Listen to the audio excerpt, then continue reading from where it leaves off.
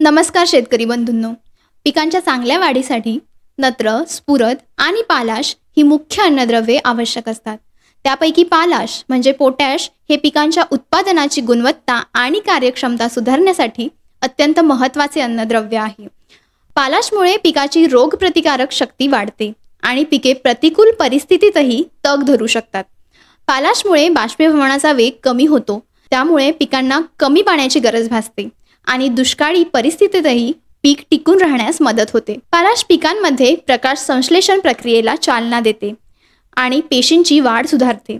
तसेच फुलोरा आणि फळधारणा वाढवण्यासाठी पालाश महत्त्वाची भूमिका बजावते. नत्रासोबत पालाश दिल्यास पिकांची वाढ, गुणवत्ता आणि उत्पादन सुधारते. पालाशची कमतरता असल्यास पानांच्या कडा पिवळ्या पडून करपतात, जुनी पाने पिवळी होतात आणि पिकांची वाढ खुंटते.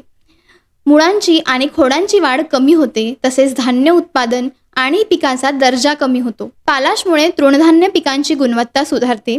कडधान्यामध्ये मुळांवरील गाठींची संख्या वाढते आणि तेलबिया पिकांमध्ये तेलाचे प्रमाण वाढण्यास मदत होते. तसेच फळे व भाजीपाला पिकांमध्ये रंग, चव, तजेला आणि टिकाऊपणा वाढतो.